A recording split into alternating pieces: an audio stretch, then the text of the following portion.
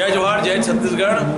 मयारू छत्तीसगढ़ में आप फोरम देव के समस्त कार्यक्रम ला देखा और मयारू छत्तीसगढ़ ला सब्सक्राइब करके लाइक करके आशीर्वाद दो। जय जोहार, जय छत्तीसगढ़। झूपत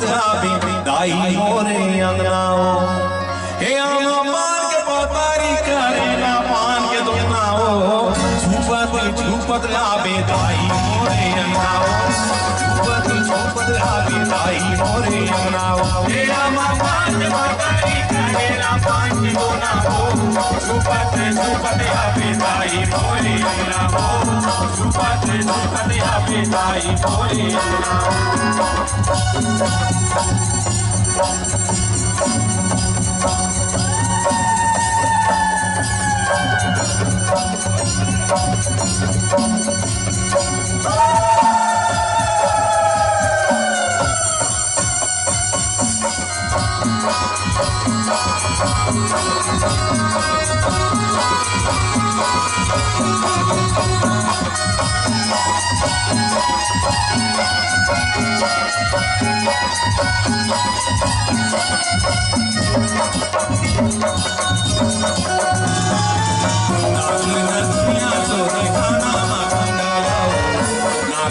दुनिया तो है गाना कुंडलाओ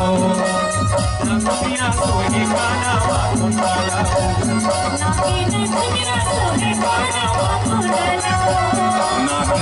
दुनिया तो है गाना कुंडलाओ दुनिया तो है गाना कुंडलाओ दुनिया तो है गाना कुंडलाओ झूपत आवे दाई मोरे अंगनाओ झूपत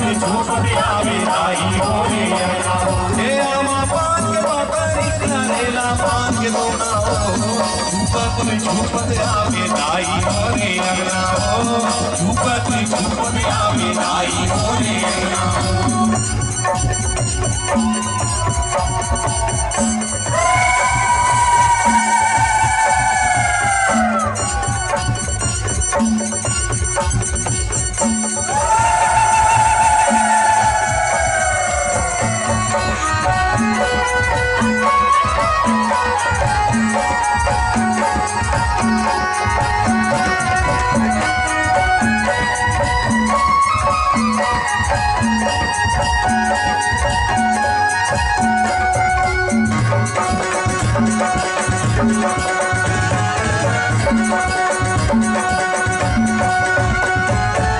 रस्ताला देखो तोरे बंदा बंदाना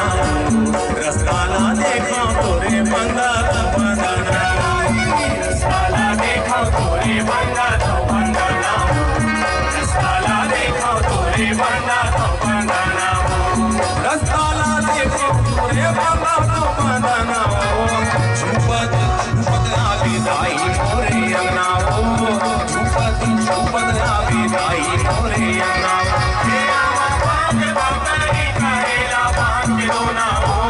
झूपत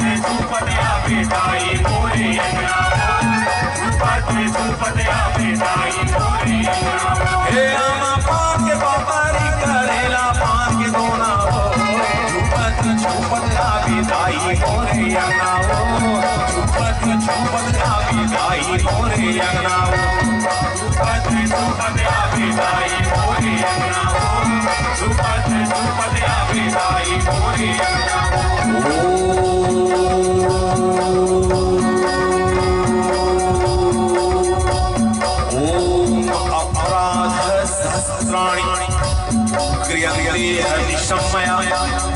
दासोयमती मां क्षमस्व परमेश्वरी आहानं न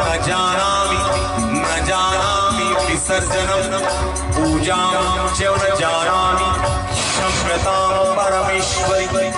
मंत्रहीनं क्रियाहीनं भक्तिहीनं सुरेश्वरी यत्पूजितं मया देवी परिपूर्णं तदस्तु मे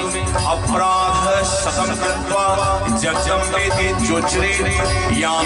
सम्मानकोटिं नतां ब्रह्मादय त्रयसुरः सापराधोऽस्मि शरणं प्राप्तास्त्वां जगदम्बिके इदानीमनुकम्प्यहं यथेच्छसि तथा कुरु अज्ञानात् विस्मृते भ्रान्त्या यन्योन्मधिकं कृतं तत्सर्वं क्षम्यतां देवी प्रसीद परमेश्वरी